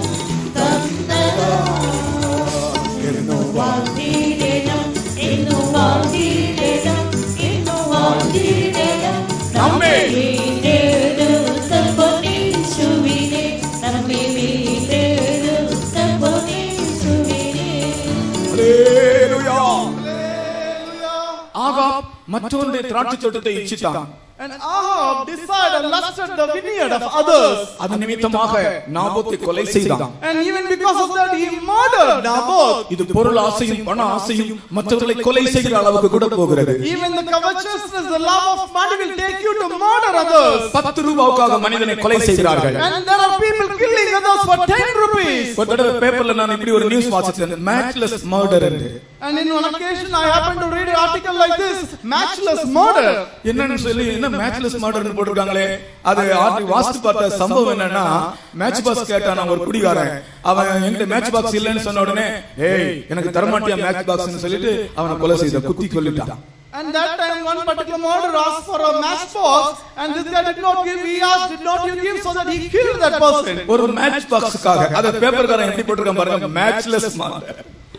That is for a matchbox, and the newspaper editor has written that as a matchless murder. ஒரு தீப்பெட்டிக்காக ஒரு தீப்பெட்டி கொடுக்காதனால ஒருத்தனை கொலை செய்திருக்கிறார். Just he is not giving a matchbox, that person was killed. அது உலகத்துல இருக்கிற அந்த பிசாசின் ஆவி. That is the spirit of the Satan in devil. மற்றவருடைய பொருள் நமக்கு வேண்டாம். And let us not desire of others' property. மற்றவருடைய பொருளை நீ விரும்பினால், if you desire others' things, இச்சித்தால், if you lust them, நீ கவசம் போட்டிருந்தாலும் உனக்கு காயம் உண்டாகும். even if you put on the shield, you will be wounded. அந்த ஆகாப் ராஜாவை பாருங்கள், அவன் நல்ல கவசம் எல்லாம் போட்டு நல்ல கவனமாகத்தான் யுத்தத்துக்கு போனான். அங்க என்ன நடந்தது? ஒரு அம்பு தற்செயலாக எவனோ ஒருவன் யாரையோ எதிர்க்கிறான், அந்த அம்பு இவனுக்குள்ளே பட்டது, அந்த கவசத்துக்கு இடையிலே சந்துக்கு இடையிலே பட்டது. King Ahab was put on all the shield, but that arrow shot inside between the shield. ஆமென். நீ ஒரு பொருளாசை இல்லாத ஒரு ஆளாக இருந்தால், if you are a man without any covetousness, நீ ஒரு பணாசை இல்லாத விசுவாச ஜீவியம் செய்கிற ஒரு மனிதனாக இருந்தால், if you are a man doing a faithful life, not having the love of money, உனக்கு விரோதமாக எழும்பி வருகிற ஆயுதம் வாய்க்காதே போகும். even all the weapon that is come against you shall not prosper. யாராவது உன்னை கொல்ல வேண்டும் என்று எரிந்தாலும் கூட, அம்பு எய்தாலும் கூட அந்த அம்பு உனக்கு படாது. even someone want to kill you, they may shoot an arrow against you, that will not hurt you. கர்த்தருக்கு ஸ்தோத்திரம். Praise be to God. இரவின் பயங்கரத்திற்கும், even for the terribleness of the night, பகலிலே பறக்கும் அம்புக்கும், even the arrow that flies in the morning, இருளில் நடமாடும் கொள்ளை நோக்கி, the pestilence that moveth in darkness, மத்தியானத்தில் பாழாக்கும் சங்காரத்திற்கும், even all the slaughter in the noonday, பயப்படாதிருப்பாய். you shall not be afraid. கர்த்தருக்கு ஸ்தோத்திரம். Praise be to God. ஆனால் இவன் பாருங்கள், இவன் காயப்பட்டான். இவன் சொல்லுகிறான், என்னை வெளியே கொண்டு போ, என்னை ராணுவத்துக்கு அப்பால் கொண்டு போ, எனக்கு காயப்பட்டது. வெளியே கொண்டு போய் கொஞ்ச நேரத்தில் இறந்துட்டான். Just look at him, he was wounded, asking the driver to take him out of the horse. Within short while he died. கர்த்தருடைய நாமத்துக்கு மகிமை உண்டாவதாக. Praise be to the holy name of the Lord. நான்காவதாக, fourthly, இன்னொரு காயத்தை பற்றி நாம் படிக்கிறோம். we are reading about one more wound. காரணம் இல்லாத காயங்கள். A wound without any reason. யாருக்கு காரணம் இல்லாத காயம்? Under whom will receive a wound without a reason? நீதிமொழிகள் 23ஆம் அதிகாரம் 24ஆம் வசனத்திலே, in the book of Proverbs chapter 23 and verse 24, மதுபானத்தை விரும்புகிறவர்களுக்கு காரணம் இல்லாத காயங்கள். and they that desire alcohol shall receive the wound without any reason. ஐயோ, யாருக்கு வேதனை, யாருக்கு துக்கம், யாருக்கு சண்டைகள், யாருக்கு புலம்பல், யாருக்கு காரணமில்லாத காயங்கள், யாருக்கு இரத்தம் கலங்கின கண்கள். மதுபானம் இருக்கும் இடத்திலே தங்கி மதுபானத்தை விரும்புகிறவர்களுக்கு காரணமில்லாத காயங்கள் உண்டாகும். And for the drunkard who desire the wine, he shall receive a wound without any reason. நான் மதுபானத்தை விரும்பின ஒரு ராஜாவை பற்றி சொல்லுகிறேன். I would like to speak about you, about a king who was a drunkard. நான் சொல்லும்போது உங்களுக்கு அது யார் என்று தெரியும். Even when I tell this words, you can understand who he was. அந்த மதுபானம் பண்ணின ராஜா யார்? Who was the king who was a drunkard? நான் நினைக்கிற அந்த ராஜாவுடைய பேரை நீங்க யார் சொல்ல முடியும்? And I'm just thinking in my mind, who can tell the name of that king? அவன் தான் பெல்தசார் ராஜா. And he was the king Belshazzar. அவன் தேவனுடைய பாத்திரங்களிலே தன்னுடைய வைப்பாட்டிகளோடு சேர்ந்து மதுபானம் குடித்தான். And he was taking alcohol along with his concubines in the cup of the vessels of God. கர்த்தருடைய ஆலயத்திலிருந்து கொண்டு போன பாத்திரத்திலே, even from the vessels which are taken from the temple of God. நாங்க பாருங்க, இந்த ராபோஜனம் கொடுக்கிறோமே பாத்திரம், அந்த பாத்திரத்தை நாங்க மற்ற உபயோகத்துக்கு எடுக்கிறதே இல்லை. Just look at the vessels which we use for holy communion, we will not use for other things.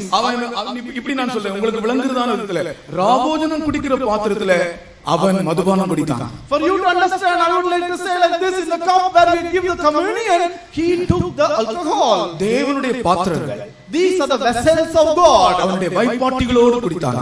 He drank along with his concubines. நடந்தது என்ன தெரியுமா? You know what did happen?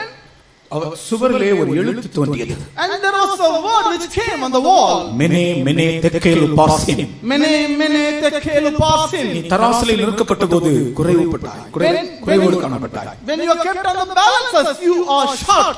அவனுடைய ராஜ்யம் இன்னொரு ஆளுக்கு கொடுக்கப்பட்டது. Your kingdom has been given unto someone else. அன்றைக்கே அவனை கொண்டு போட்டார்கள். Even on the same day he was killed. அன்றைக்கே அவனை கொண்டு போட்டார்கள். Even on the same day he was killed. சத்துரு எப்படி வந்தானா தெரியுமா? You know how did the enemy come like? அந்த அவனுடைய மதில் இங்கிருந்து வெளியே தண்ணீர் போகிறதான ஒரு இடம் இருக்கிறது. மதில் வழியாக வெளியே தண்ணீர் போகிற ஒரு இடம் இருக்கிறது. அது வழியாக வந்திருக்கிறார். And there is a place, a fence over that the flood, the water will move out. The enemy came inside that. இவன் மதுபானம் குடித்துக் கொண்டிருக்கும் போதே சத்துருக்கள் வந்து அவனை கொண்டு போட்டார்கள். Even while he was drunk, the enemies came and killed him.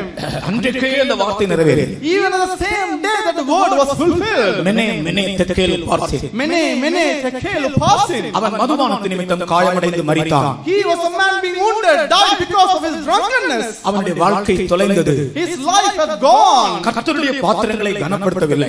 And he did not honor the vessels of God. எந்த ராஜாவாக இருந்தாலும் கர்த்தரை கனம் பண்ண வேண்டும். Whoever you may be a king, you have to honor the Lord. என்னை கனம் பண்ணுகிறவனை நான் கனம் பண்ணுவேன். He that honoreth me, him will I honor. கர்த்தருக்கு கொடுக்க வேண்டிய கனத்தை கொடுக்க வேண்டும். And we have to pay the honor that is due to the Lord. கர்த்தருடைய பாத்திரங்களுக்கு கொடுக்க வேண்டிய கனத்தை கொடுக்க வேண்டும். We have to give honor to the vessels of the Lord that is due for that. அது இல்லாதபடியால் அவன் காயமடைந்து அன்றைக்கே மரித்தான். Not because of that he died, he was being wounded. கர்த்தருக்கு ஸ்தோத்திரம். Praise be to God. ஐந்தாவதாக Fifthly, நான் இன்னும் ரெண்டு வார்த்தை சொல்லி முடிக்கிறேன். I would like to precise my message and bring two more words. அதுதான் இயேசுவின் காயங்கள். That is the wound of Jesus. நம்முடைய அக்கிரமத்தின் நிமித்தம் மீறுதல் நிமித்தம் அவர் காயப்பட்டு, And by our stripe, by our iniquities, he was wounded. நம்முடைய அக்கிரமத்தின் நிமித்தம் அவர் நொறுக்கப்பட்டார். And he was bruised because of our transgressions. கர்த்தருக்கு ஸ்தோத்திரம். Praise be to God. 53ஆம் அதிகாரத்திலே இயேசு காயப்பட்டதை பற்றி தீர்க்க தரிசனம் சொல்லப்படுகிறது. In the book of Isaiah chapter 53, we can read about the prophetical, that is wound of Jesus. நம்முடைய மீறுதல்களின் நிமித்தம் அவர் காயப்பட்டு, நம்முடைய அக்கிரமங்களின் நிமித்தம் அவர் நொறுக்கப்பட்டார். இயேசுவின் காயங்கள். These are the wound of Jesus. இந்த காயம் நம்முடைய மீறுதல்களின் நிமித்தம் அவருக்கு உண்டானது.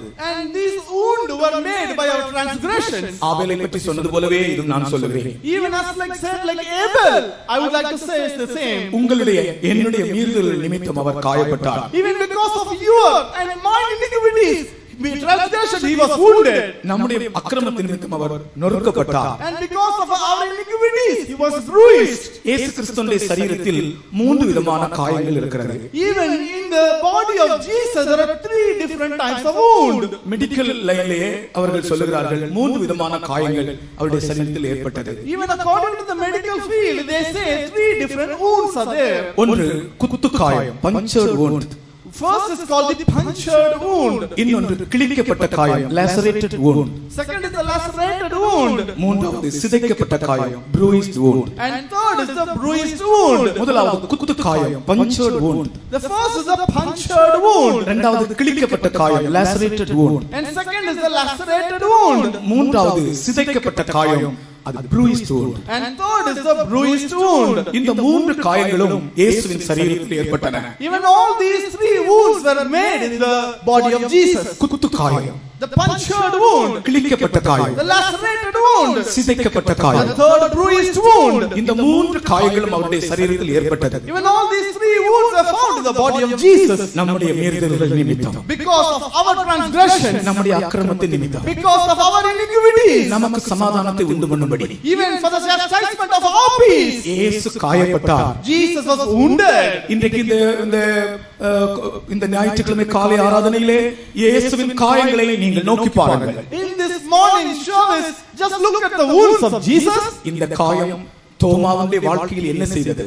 And this stripes, what did this do in the life of Thomas? தோமாவை திடப்படுத்தி அவனை விசுவாசத்தில் உறுதிப்படுத்திற்று. It strengthened, it made him steadfast in faith. அந்த காயங்களை இன்றைக்கு நாம் நம்முடைய கைகளால் தொட வேண்டும். Even those stripes, we have to touch them by our hands. ஒருவேளை நாம் சொல்லலாம், தோமா அவிசுவாசத்தினால் தான் அப்படி சொன்னான் என்று நாம் சொல்லலாம். Perhaps we may say because of unbelief Thomas said like that. ஆனால் நான் சொல்லுகிறேன், தோமாவை நான் அவிசுவாசி என்று சொல்ல முன் வர மாட்டேன். But I will not come forward to say Thomas is a man of unbelief. அவன் அந்த காயத்தை தொட்டு பார்த்து உறுதிப்பட விரும்பினான். And he wanted to touch those wounds. He wanted to be steadfast. அவனுக்கு சந்தேகமே இல்லாத ஒரு இடத்துக்கு வர விரும்பினான். He wanted to come to the extent that no more doubt at all. உன்னுடைய வாழ்க்கையில் எத்தனையோ சந்தேகங்கள் இருக்கின்றன. In your life there are a lot of doubts in you. நீ சந்தேகமில்லாத ஒரு மனிதனாக மாற வேண்டும். If you want to become a man without any doubt, நீ விசுவாசமுள்ள ஒரு ஆளாக மாற வேண்டும். you should become a man without any misbelief. அதற்கு இயேசுவின் காயங்களை நீ தொடு. For that you have to touch touch the wound of Jesus. உனக்கு எத்தனையோ சந்தேகங்கள், Many doubts in your life. நீ இயேசுவின் பிள்ளை என்று சொல்லுகிறாய், You are saying that you are the child of Jesus, ஆனால் உனக்கு அநேக சந்தேகங்கள் இருக்கிறது. but you still have a lot of doubts. இன்றைக்கு தேவனுடைய பிள்ளையே, கர்த்தர் உன்னை நேசித்து உன்னோடு பேசுகிறார். Dear child of God, the Lord is loving you and speaking to you today. இயேசுவின் காயங்களை இப்பொழுது நீ தொட்டால், If you touch the wound of Jesus today, இனி நீ சந்தேகப்பட மாட்டாய். henceforth you will not doubt at all. அவிசுவாசம் நீங்கி போகும். All your disbelief will be removed. உன்னுடைய பயம், கலக்கம் எல்லாம் நீங்கி போகும். Even all the fear, nature will get rid of. உன்னுடைய கிறிஸ்தவ வாழ்க்கையிலே இந்த காயங்கள் உன்னை உறுதிப்படுத்தும். In your Christian life, these wounds will make you steadfast. இதோ இயேசுவின் கைகள் நம்முடைய மத்தியில் நீட்டப்பட்டிருக்கின்றன. Behold, the hand of Jesus stretched forth in our midst. உங்களுக்கு முன்பாக அந்த கை நீட்டப்பட்டிருக்கிறது. And this hand is stretched forth in front of you. உங்களுடைய வலது கரத்தை நீட்டி அந்த காயத்தை தொடுங்கள். Just stretch forth your right hand, touch the wound of Jesus. வலது கரத்தை நீட்டி அந்த காயத்தை தொடுங்கள். Stretch forth your right hand, touch the wound of Jesus. அந்த காயத்தை நீங்கள் தொடும்போது, When you touch that wound, உங்களுடைய சந்தேகம் மாறி, your doubt will change. நீங்கள் தோமாவை போல என் ஆண்டவரே, என் தேவனே என்று கூப்பிடுவீர்கள். As like a Thomas will cry out and say, my Lord, my God.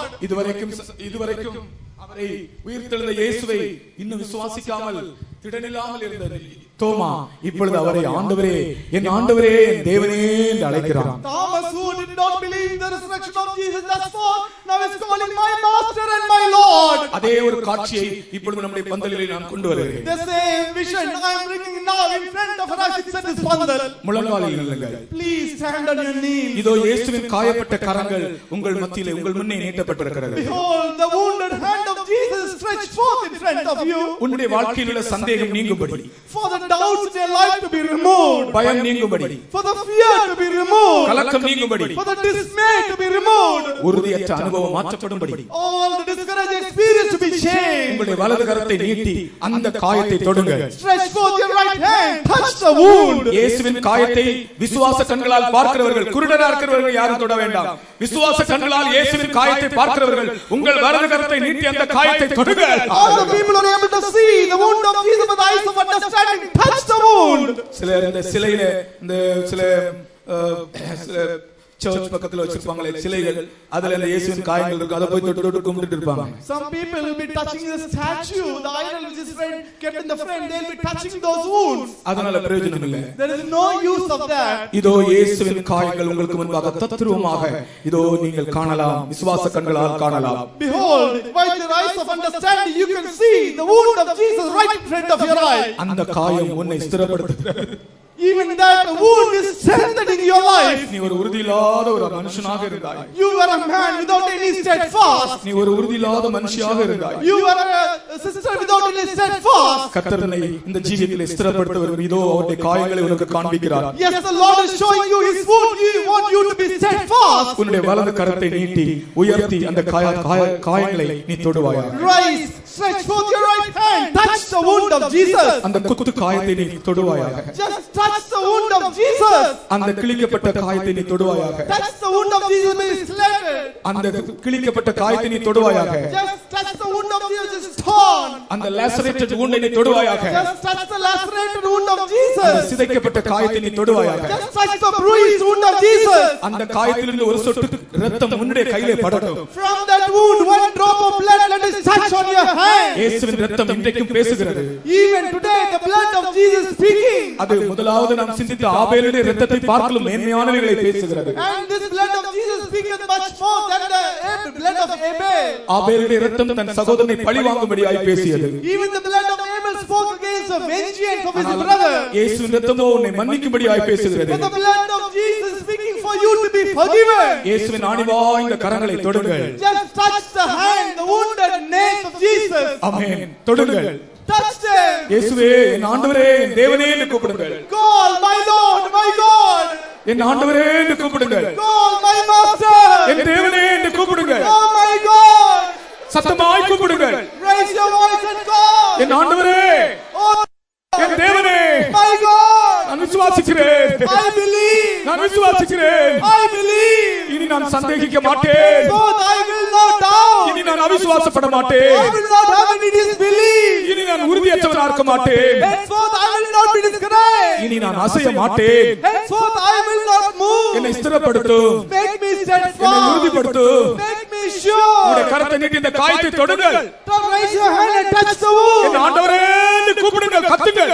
Call, cry, my God. என் தேவனே என்று கூப்பிடுங்கள். Call, my God. அந்த காயத்திலிருந்து ஒரு சொட்டு இரத்தம் மேல் படட்டும். From that wound one drop of blood let it touch you. உன்னுடைய வாழ்க்கையை கர்த்தர் உறுதிப்படுத்த விரும்புகிறார். God is wanting your life to be assured. உன்னுடைய மீறுதல்கள் நிமித்தம் அவர் காயப்பட்டார். He was wounded because of your transgression. அக்கிரமத்தின் நிமித்தம் நொறுக்கப்பட்டார். He was bruised because of iniquity. உனக்கு சமாதானத்தை தருகிற ஆக்கினை அவர் மேல் வந்தது. The chastisement of peace came upon him. இயேசுவின் தழும்புகளால் நீ குணமாகிறாய். You are healed by the stripes of Jesus.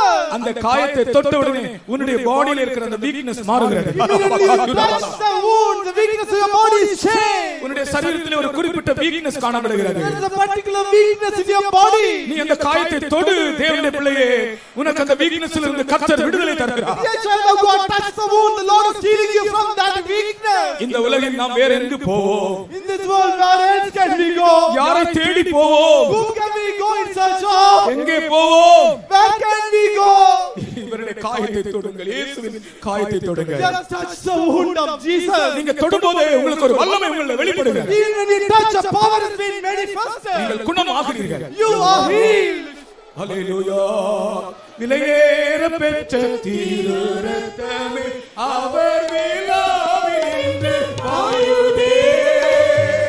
விலையேற பெற்ற திரு இரத்தமே அவர் விழாவில் நின்று பாயுதே. விலையேற பெற்ற நாயகனை மாற்ற முடியாத இந்த நதி.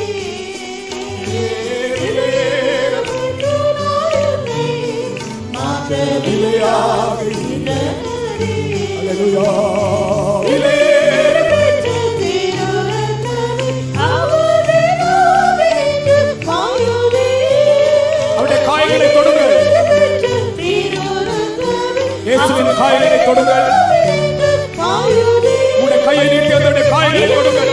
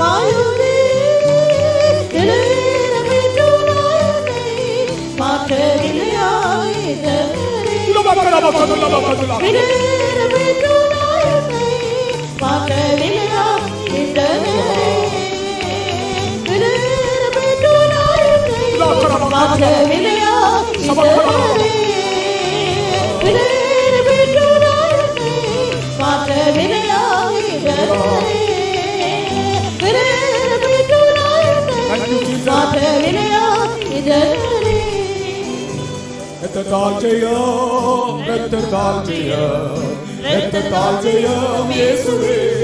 அல்லேலூயா, அல்லேலூயா. ரத்தத்தால் ஜெயம் இயேசுவே. ரத்தத்தால் ஜெயம், ரத்தத்தால் ஜெயம், ரத்தத்தால் ஜெயம் இயேசுவே. அல்லேலூயா, அல்லேலூயா. காயங்களை தொடுங்கள். ரத்தத்தால் ஜெயம் இயேசுவே. ரத்தத்தால் ஜெயம், ரத்தத்தால் ஜெயம், Thank you, ரத்தத்தால் Jesus. ஜெயம் இயேசுவே. அல்லேலூயா. இயேசுவின் காயங்களை தொடுங்கள். ரத்தத்தால் ஜெயம் இயேசுவே.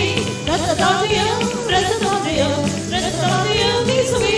அல்லேலூயா, அல்லேலூயா. ரத்தத்தால் ஜெயம் இயேசுவே. ரத்தத்தால் ஜெயம், ரத்தத்தால் ஜெயம், ரத்தத்தால் ஜெயம் இயேசுவே. அல்லேலூயா, அல்லேலூயா. ரத்தத்தால் ஜெயம் இயேசுவே. கல்வாரிக்கு போனார் என் இயேசு, என் இயேசு, என் பொன்னேசு. கல்வாரிக்கு போனார் என் இயேசு, என் பாவம் தீர்த்தவே. கல்வாரிக்கு போனார் என் இயேசு, என் இயேசு, என் பொன்னேசு. கல்வாரிக்கு போனார் என் இயேசு, என் பாவம் தீர்த்தவே. கல்வாரிக்கு போனார் என் இயேசு, என் இயேசு, என் பொன்னேசு. கல்வாரிக்கு போனார் என் இயேசு, என் பாவம் தீர்த்தவே. ஹல்லேலூயா, ஹல்லேலூயா. ஓ ரபகதகித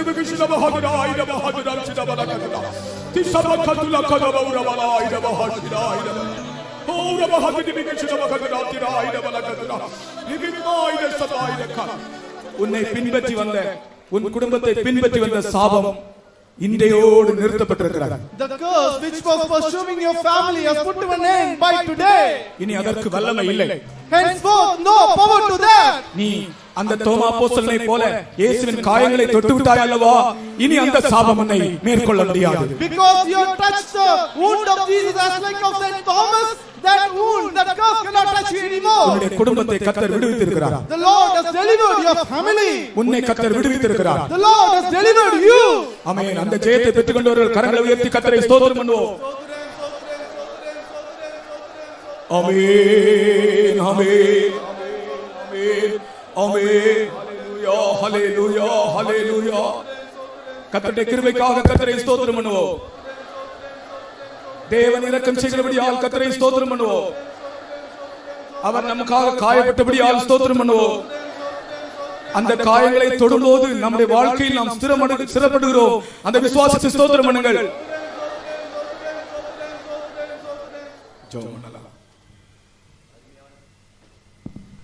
அருமையான பிதாவே, இந்த ஆசீர்வதிக்கப்பட்ட நல்ல வேளைக்காக நன்றியோடு ஸ்தோத்திரிக்கிறோம். நீ நல்லவரும் வல்லவரும் வாக்குத்தத்தத்தில் உண்மையுள்ளவரும் மாறாத தேவனுமாக இந்த நாட்டில் எங்களுக்கு இந்த விசேஷிக்கப்பட்ட கூட்டங்களை கொடுத்து இந்த ஞாயிற்றுக்கிழமை தினத்திலே ஆவியோடு உண்மையோடுமே ஆராதிக்கவும் ஆசீர்வதிக்கப்படவும் புதிய அபிஷேகத்தை பெற்றுக்கொண்டு அனல் மூட்டப்படவும் நல் வசனங்களை தூதை கேட்டு பலப்படுத்தப்படவும் எங்களுக்கு அருமையான சந்தர்ப்பத்தை கொடுத்தபடியாக ஸ்தோத்திரிக்கிறோம். ஆண்டவரே, அநேக விதமான காயங்களை பற்றி நாங்கள் பார்த்தோம்.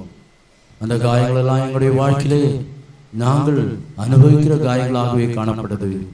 அந்த ஆபேலுடைய காயங்கள் அப்படியாக ஆகாப்புடைய காயங்கள், இன்னும் காரணமில்லாத காயங்கள், இப்படியான காயங்கள் எங்களுடைய வாழ்க்கையிலே காணப்படும் போது எத்தனையோ சாபங்கள், பாரம்பரியமான காரியங்கள் எங்களுடைய வாழ்க்கையிலே சாபமாக காணப்படுகிறது. அந்த லாமைக்குடைய அந்த காயங்கள் அப்படியாக நம்முடைய பாரம்பரியமாக அது சாபமாக காணப்பட்டது போல எங்களுடைய வாழ்க்கையிலும் கூட எங்களுடைய ஜீவிதத்திலே அநேக சாபங்கள் பொல்லாத பாவத்தின் நிமித்தமாக காணப்படுகிறது என்றும் அவைகளெல்லாம் இயேசு கிறிஸ்துவின் அந்த காயத்தினாலே நீக்கப்படுகிறது என்று நாங்கள் பார்த்தோம்.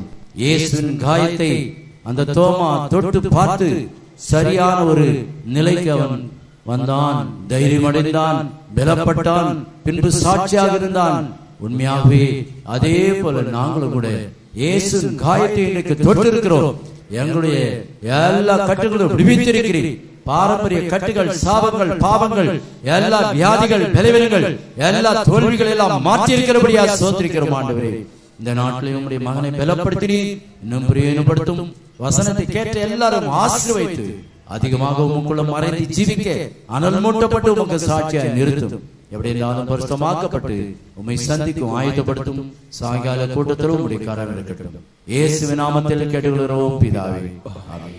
நம்முடைய கர்த்தராகிய இயேசு கிறிஸ்துவின் கிருபையும் பிதாவாகிய தேவனுடைய அன்பும் பரிசுத்த ஆவியின் ஐக்கியமும் நம் அனைவரோடும் சதா காலங்களிலும் தங்கியிருப்பதாக. அல்லேலூயா அல்லேலூயா அல்லேலூயா. கர்த்தருக்கு ஸ்தோத்திரம் ஸ்தோத்திரம்.